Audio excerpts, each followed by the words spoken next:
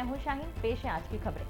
देश में corona virus की दूसरी लहर का असर कुछ हद तक कम होने लगा है। हालांकि अभी भी संकट पूरी तरह से टला नहीं है। इस महामारी के दौरान स्वास्थ्य व्यवस्था पर कई तरह के सवाल खड़े किए गए कि कोरोना से हुई मौतों के आंकड़ों पर विपक्ष द्वारा लगातार केंद्र सरकार पर आंकड़ों को छिपाने का आरोप लगाया जा रहा है।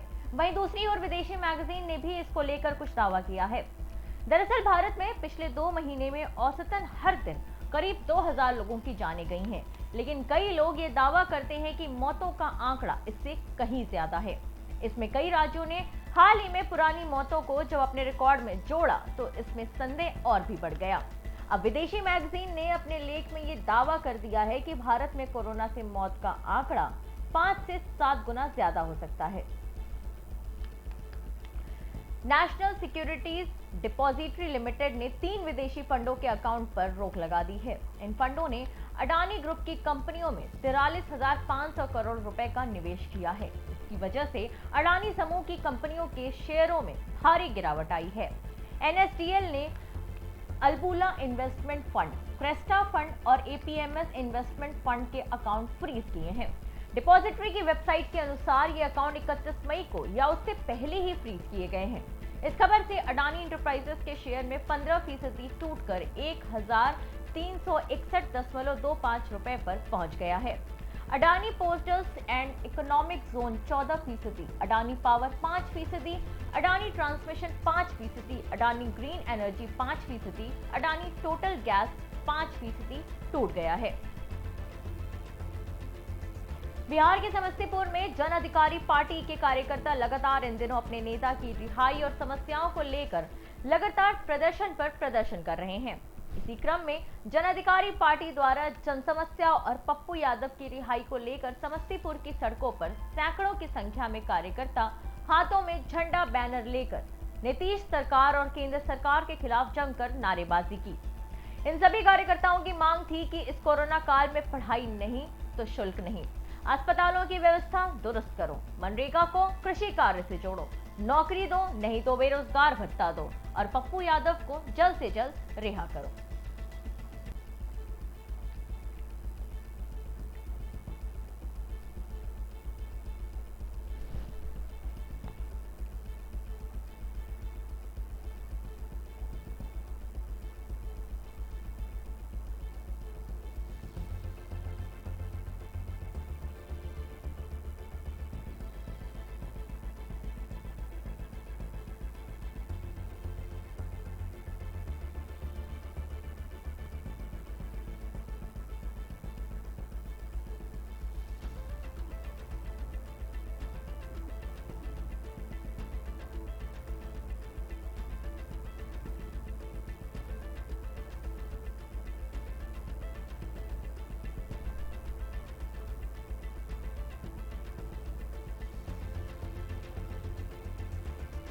उत्तर प्रदेश के अयोध्या जिले में विश्व रक्तदान दिवस की पूर्व संध्या पर रक्तदान शिविर का आयोजन किया गया। इस शिविर का उद्घाटन अयोध्या विधायक वेद प्रकाश गुप्ता ने किया। इस मौके पर वेद प्रकाश गुप्ता ने कहा कि सेवा सप्ताह के तहत युवा रक्तदान कर रहे हैं। इससे जिला अस्पताल ब्लड बैंक में रक्त की कमी को पूरा करने का प्रयास किया जा रहा है। सभी लोगों को आगे बढ़कर रक्तदान करना चाहिए ताकि लोगों का जीवन बचाया जा सके। पूरे प्रदेश में भारतीय जनता पार्टी सेवा सप्ताह के रूप में मना रही है। इसमें हम लोग बूथों पर, पीएससी पर, हॉस्पिटल पर टीकाकरण का रजिस्ट्रेशन और प्रोत्साहित करना, समाज के लोगों को ज़्यादा से ज़्यादा लोग टीका लगवाएं, ये सेवा सप्ताह का उद्देश्य है। साथ ही साथ रक्तदान महादान जो कहलाता है, आज हमारे सचिन सनीन और आशीष जी और पूरी इनकी टीम ने करीब 20 नौजवान साथियों ने रक्तदान का निर्णय लिया है। इसकी आज शुरुआत अभी हुई है। मैं इन सब बच्चों को, नौजवानों को, अपने पार्टी के पदाधिकारियों को, सचिन सरीन जी को बहुत बहुत बधाई दूंगा कि बहुत पुनीत और अच्छा कार्य किया है। कोरोना काल में बहुत दिक्कतें आई थी, जगह जगह जरूरत पड़ी रक्त की, तो कहीं कहीं कमी भी हुई, लेकिन अब ये इस सेवा सप्ताह के माध्यम से हमारे जो भारतीय जनता पार्टी के युवा मोर्चे के और तमाम नौजवान साथी हैं, मुझे लगता है कि वो सब कमियां पूरी करेंगे और इसके लिए मैं पुनः एक बार सबको बहुत बहुत बधाई और शुभकामना देता हूँ। पूरे प्रदेश उत्तर प्रदेश के श्रावस्ती में योगी सरकार द्वारा फरमान जारी किए जाने के बाद भी न तो सड़कें गड्ढा मुक्त हो पाई हैं और न ही सड़कों की मरम्मत की जा रही है। दरअसल जनपद श्रावस्ती के अंतर्गत बहराइच से जमुनहा मार्ग की हालत इतनी खराब है कि यहां कभी भी कोई भी बड़ी दुर्घटना का शिकार हो सकता है। अब बड़ा सवाल ये है कि लोक निर्माण विभाग के अधिकारियों की नजर आखिर इस पर कब पड़ेगी। ये देख रहे हैं इस रोड की हालत तो आप लोग देख ही रहे हैं। अब प्रेस से हैं लगातार इसे 5 से 6 वर्षों से पूरी तरह से रोड डैमेज हो गई है। हम 5-6 वर्षों से लगातार इस रोड के लिए हम लोग धरना प्रदर्शन के माध्यम से शासन को जो है कई बार ज्ञापन भी दिया गया इस रोड को जो है बनाने के लिए, लेकिन कोई जू नहीं रहेगा। पिछले वर्ष इसकी जो है सरकार द्वारा एक घोषणा की गई थी कि राजकीय राजमार्ग 156 के तहत इसको जो है राजमार्ग का दर्जा दिया गया था, लेकिन पता नहीं, कुछ समझ में नहीं आ रहा है कि सरकार कहाँ सो रही है या यहाँ के जनप्रतिनिधि इस जनपद के कहाँ सो रहे हैं, कोई समझ है। आप देख लीजिए रोड की क्या स्थिति है। इसमें आए दिन अक्सर गाड़ियाँ फंसी रहती, देखिए उधर से गाड़ियाँ आ रही हैं, अक्सर गाड़ी फंसी रहती है और हम लोगों का तो जीना दूभर हो गया। मोटरसाइकिल वाले और पैदल वाले तो चल ही नहीं पाते, इतनी स्थिति ख़राब है, मजबूरी में जा रहे हैं। और देखिए क्या स्थिति है, गाड़ियाँ जो है लगातार जो है इतने बड़े बड़े गड्ढे हो गए हैं कि कोई छोटी मोटी गाड़ियाँ तो अक्सर फंस जा रही हैं। मुझे समझ में नहीं आता है कि यहाँ हमारे जनपद के जनप्रतिनिधि क्या कर रहे हैं। तो आप लोग भी अपने स्तर से जो है पहुँचाइए इस चीज़ को। अब जनता तो परेशान हो गई है, अगर यही स्थिति रही तो 2022 में ज़रूर जवाब देगी।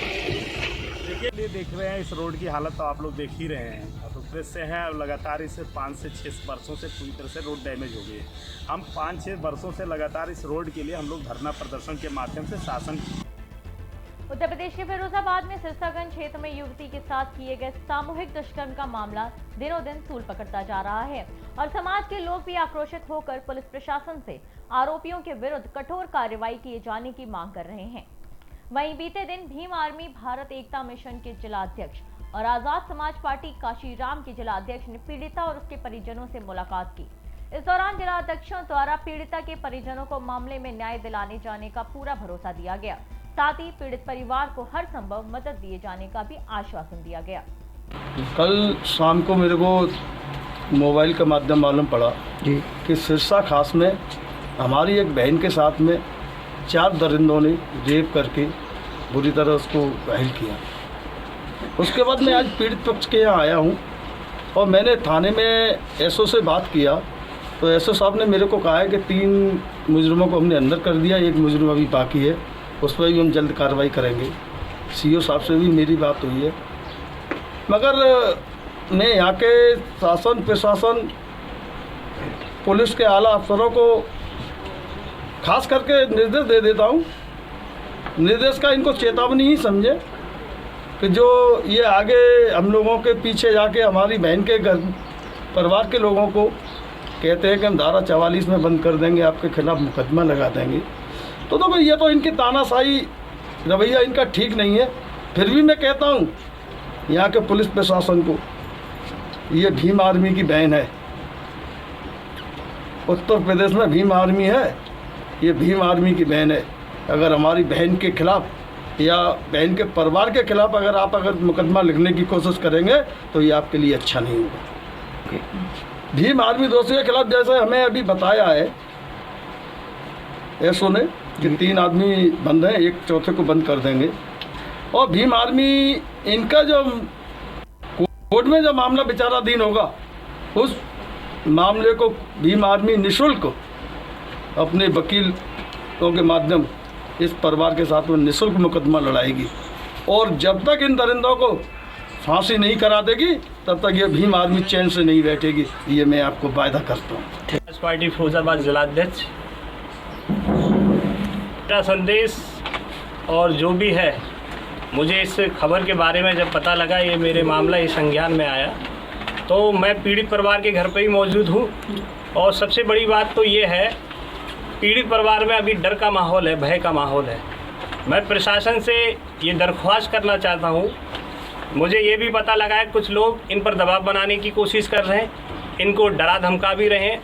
और मुझको ये भी पता लगा है, साथ जो एसओ साहब हैं उन्होंने भी ये कहा है कि आप भीड़ के साथ अगर आएंगे तो धारा 144 लगा दी जाएगी, आपके ऊपर मुकदमा कर दिया जाएगा। तो ये प्रशासन को भी मैं खुली चेतावनी देता हूँ कि आप हमको जब तक डराएंगे, आप में जितना है ये वर्दी का जो भी पावर है, ये रौब है, इसको दिखाना बंद कर दीजिए। गलत पावर मत दिखाइए। और मैं ये चेतावनी देता हूँ प्रशासन को कि आपकी जेलें कम पड़ जाएंगी। भीम सैनिक इस भारत देश में बहुत है। हम संवैधानिक के दायरे में काम करेंगे और जब तक चैन से सांस नहीं लेंगे, जब तक हमारी बहन को न्याय नहीं मिल जाएगा। भीम आर्मी भारत एकता मिशन पूरे देश के अंदर बहुजन समाज पे जहाँ भी उत्पीड़न होता है वो खड़ी रहती है। उसका एक एक सिपाही जब तक न्याय हम अपनी बहन को नहीं दिला देंगे तब तक चैन से सांस नहीं लेंगे। ये और अगर हमारी सुनवाई यहाँ से नहीं होगी, चाहे हमें सुप्रीम कोर्ट जाना पड़े, हाई कोर्ट जाना पड़े, पीड़ित पक्ष का एक भी रुपया खर्च नहीं होगा। वो केस भीम आर्मी के लीगल सेल के एडवोकेट वो लड़ेंगे। उत्तर प्रदेश के भदोही में टॉप 10 अपराधी रामचंद्र मौर्य को पकड़ने में पुलिस को एक बड़ी सफलता हाथ लगी है। वहीं अपराधी रामचंद्र मौर्य के खिलाफ भदोही और आसपास के जनपदों में 43 से अधिक मुकदमे दर्ज हैं, जिसका आपराधिक इतिहास बहुत ही लंबा बताया जा रहा है। क्षेत्राधिकारी भदोही प्रियांक जैन ने प्रेस वार्ता में बताया कि ये अपराधी बहुत ही शातिर तरीके से काम करते थे और कई चोरियों में इनका हाथ है। अभियुक्तों के पास से एक बोलेरो गाड़ी, एक मोटरसाइकिल, एक पिस्टल, 32 बोर, 4 जिंदा कारतूस, एक तमंचा, 315 बोर और 10 पेटी अवैध शराब बरामद की गई है। पुलिस अधीक्षक महोदय के निर्देशानुसार हम लोग अभी गैंगस्टर के वांछित की तलाश में और जो हमारे यहाँ पर चोरी के वाहन या चोरी जो हो रही है इनके अभियुक्तों की तलाश में हमारी एसओजी की टीम और थाना प्रभारी भदोही विजय लगे हुए थे। इसी बीच हम लोग को सूचना मिलती है कि यहाँ इंदिरा मिल के पास भिकारीपुर मैदान है, जो वहाँ पर कुछ लोग संगठित होकर एक चोरी के लिए निकल रहे हैं गिरोह बनाकर। तो उसी की तलाश में जब हमारी टीम पहुँचती है तो देखते हैं कि वहाँ पर 3 लोग, जिनमें कि एक हमारा जनपद का टॉप 10 का अभियुक्त रामचंद्र मौर्य, इसके अलावा एक रेहान, इन दोनों पर करीब 50 से ज़्यादा मुकदमे दर्ज हैं। इसके अलावा हमारा एक गैंगस्टर भी था इसमें, शकील उर्फ बच्ची। तो इन तीनों लोगों की वहाँ पर मौके पर हम लोग इन्हें पकड़ लेते हैं और एक विशेष अभियुक्त जो कि इनका ही साथी था गैंग का, जिसका नाम था शिव पूजन, वो भागने में सफल रहा। तो जब इनसे पूछताछ की गई तो उसमें मालूम पड़ा कि ये लोग अधिकतर इलाहाबाद और बनारस क्षेत्र से शराब की दुकानों में चोरी करते हैं और वो चोरी का माल जो होता है वो हमारे ही क्षेत्र के रहने वाले एक सोनू हैं जो दुर्गागंज में रहते हैं और एक ब्रजेश कुमार जो ऊंच थाना क्षेत्र के अंतर्गत रहते हैं, इनको बेचते हैं। इन दोनों के पास ही इनकी शराब की दुकानें हैं, शराब के ठेके हैं। तो ये आधे मूल्यों में या आधे से भी कम रेटों में उनको खरीद लेते हैं और फिर अपनी सरकारी दुकान के माध्यम से सरकारी माल को बेचते हैं। तो हम लोगों ने पूरे इस गिरोह को पकड़ा है और इसके लिए हमारी पूरी टीम बधाई की पात्र है। हमारे पुलिस अधीक्षक महोदय ने इन लोगों को नगद इनाम देने की भी घोषणा की इस पूरी टीम को। और इसके अतिरिक्त आपने देखा होगा कि 10 पेटी शराब की भी हम लोगों ने बरामद की है, पिस्टल भी मिली है, तमंचा भी मिला है और नगद पैसा भी इन लोगों से हमने प्राप्त किया है। कुल मिला के इसमें अभी तक 5 लोगों की गिरफ्तारी की गई है, जिसमें एक गैंगस्टर है और एक टॉप 10 का मुलजिम भी है। एक व्यक्ति भागने में सफल रहा है जो हमारा। उत्तर प्रदेश के मथुरा में एक बुजुर्ग महिला के गले से 2 अज्ञात बदमाश लगभग 2 लाख कीमत की सोने की चेन लेकर फरार हो गए। इस घटना से आसपास के इलाके में सनसनी फैल गई। सूचना पर पहुंची पुलिस ने घटनास्थल का निरीक्षण किया। इस घटना के बाद बुजुर्ग महिला के पुत्र ने एसएसपी को दिए गए शिकायती पत्र में अज्ञात बदमाशों के पकड़कर घटना के खुलासे की मांग की है। उत्तर प्रदेश के मथुरा में भाजपा नेता का आतंक ग्रामीणों की परेशानी का सबब बना हुआ है। ग्रामीणों ने भाजपा नेता पर आरोप लगाते हुए बताया कि गांव में करीब 80 लोग ऐसे हैं जिन पर भाजपा नेता ने मुकदमे पंजीकृत करवाए हैं। हालांकि अब तक ग्रामीण उसकी सत्ता की भनक और सरकार में जान पहचान को लेकर डरते आ रहे हैं, लेकिन अब ग्रामीणों का कहना है कि इस समस्या और भाजपा नेता के अत्याचार को लेकर सभी ग्रामीण भाजपा के शीर्ष नेतृत्व से मिलेंगे और उसकी शिकायत मुख्यमंत्री दरबार में करेंगे। हाँ। आपसे कैसे लगा मुकदमा? आपसे मतलब झगड़ो हम दोनों पार्टी मतलब राजीनामा करने को तैयार है, लेकिन इन लोगों ने राजीनामा नहीं किया। कौन लोग हैं जिन्होंने राजीनामा? जो वही दुर्गेश पाठक और ललित बंबू है, ललित और देवित पाठक, इन्होंने नहीं। इन्होंने क्या कह दिया? मुकदमा मतलब राजीनामा नहीं उन दिया, मुकदमा बढ़वा दिया, FIR करके मतलब आगे पहुंचवा दिया। अच्छा। हाँ। तो ये क्या मतलब सत्ता में पकड़ रखते हैं? हाँ पकड़ ये वो जो कहते हैं कि हम जाते हम तो क्या हम महामंत्री हैं भाजपा के। अच्छा। हमारी सरकार है। तो जो आपके जो विपक्षी हैं जिन्होंने मुकदमा लगाया वो राजी हैं राजीनामा के? हाँ राजी। ये लोग नहीं होने इसके लिए लगाइए मतलब समझ रहे पारसा हमारे पर लगाइए, पर लगाइए 5 हजार कैसे लगाए, 5 हजार कैसे लगाए, झूठे 307 तो धारामा में है ये लगाई इनने का सब फर्जी हैं। हाँ सब फर्जी अब फिर नाम लिखा दियो सब नाम लिखाया हो रंजिश की वजह से। अच्छा मुकदमे आपसे कैसे लगा मुकदमा? आपसे उत्तर प्रदेश के मथुरा में विधवा महिला और उसके बेटे को दबंगों द्वारा मारपीट किए जाने का सीसीटीवी फुटेज सामने आया है। इस मामले में पीड़ित महिला का कहना है कि वो चूड़ी बेचकर अपना गुजर बसर करती है। वहीं जब इस बीच मेरी बहन हमें बचाने आई तो उसके साथ भी दबंगों ने मारपीट की। इस मामले में पीड़ित महिला की तहरीर पर पुलिस से तुरंत कार्रवाई करते हुए विजेंद्र नामक एक अभियुक्त को गिरफ्तार कर लिया गया है और मामले की कार्रवाई में पुलिस जुट गई है। मध्य प्रदेश के मुरैना में वन विभाग की गोली लगने से एक स्थानीय युवक की मौत हो गई। वन विभाग द्वारा रेत से भरे ट्रैक्टर ट्रॉली का पीछा करते वक्त गोली चलाने पर एक गोली स्थानीय युवक को लग गई, जिसके बाद आक्रोशित किसानों ने जाम लगाकर दोषियों के खिलाफ मामला दर्ज कर न्याय की मांग की है। पुलिस ने वन विभाग के 9 लोगों का मामला दर्ज कर लिया है और जांच कर कार्रवाई की मांग कर रही है। उत्तर प्रदेश के कौशाम्बी में ओवरलोडिंग का खेल थमने का नाम नहीं ले रहा। वहीं डीएम ने ओवरलोड वाहनों की धरपकड़ करने के लिए एआरटीओ और खनन अधिकारी के अलावा सेना के रिटायर्ड जवानों को भी लगा दिया है। इसके बाद भी बेखौफ होकर बालू लदे ओवरलोड वाहन गुजर रहे हैं। हालांकि इन दिनों नवागत डीएम सुजीत कुमार के निर्देश पर खनन अधिकारी और परिवहन विभाग सक्रिय हो गया है। 10 दिनों के अंदर 120 बोरी बालू और गिट्टी लदे वाहनों को पकड़ा गया है और इनसे 20 लाख रुपए का जुर्माना भी वसूला गया है। सर, जिले में ओवरलोड बालू की गाड़ियां पकड़ी गई, क्या कार्रवाई हुई है और कितने का क्या राजस्व? जिलाधिकारी महोदय के निर्देश में कंटिन्यू हमारी कार्रवाई चल रही है और 1 तारीख जो मतलब है जून है, जून में और अभी आज 11 तारीख है, इसमें हमने केवल लगभग 105 गाड़ियां पकड़ी सभी थानों में और पिपरी में विशेष तौर पर 27 गाड़ियां हमने अभी तक पकड़ा। अभी तक हमने जो राजस्व प्राप्त किया है 105 गाड़ियों में, तो करीब 10 गाड़ियों में हमने परिवार दाखिल किया है, शेष गाड़ियों में हमने राजस्व मिला जो लगभग 20 लाख रुपया प्राप्त हुआ। ये जनपद से भी गाड़ियाँ थी या बाहर की जनपद से भी आने वाली गाड़ियाँ? नहीं, जनपद से बाहर की अधिकतर गाड़ियाँ हैं, कुछ अपने जनपद की हैं, लेकिन अधिकतर गाड़ियाँ जनपद चित्रकूट और जनपद प्रयागराज और फतेहपुर का भी है।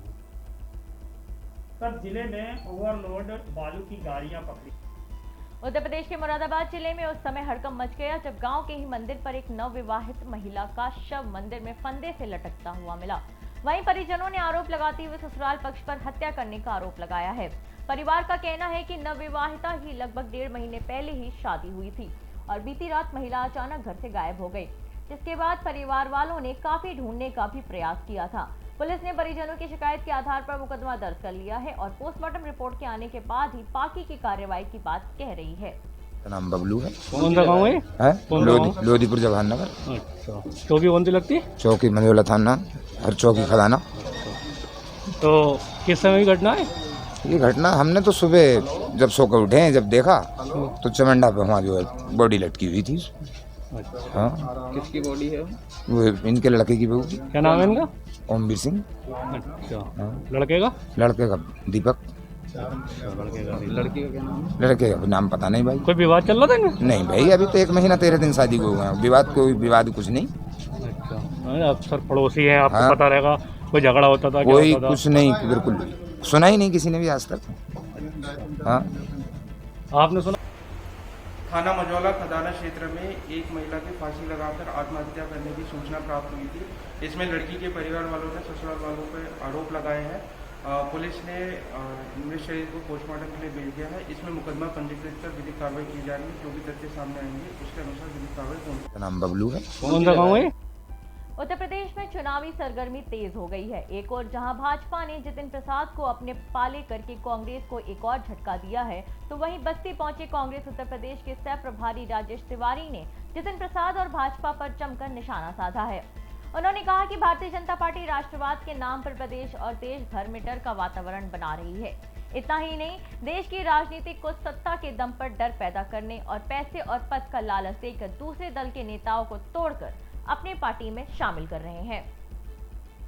आज के लिए खबरों में इतना ही। मुझे दीजिए इजाजत। नमस्कार।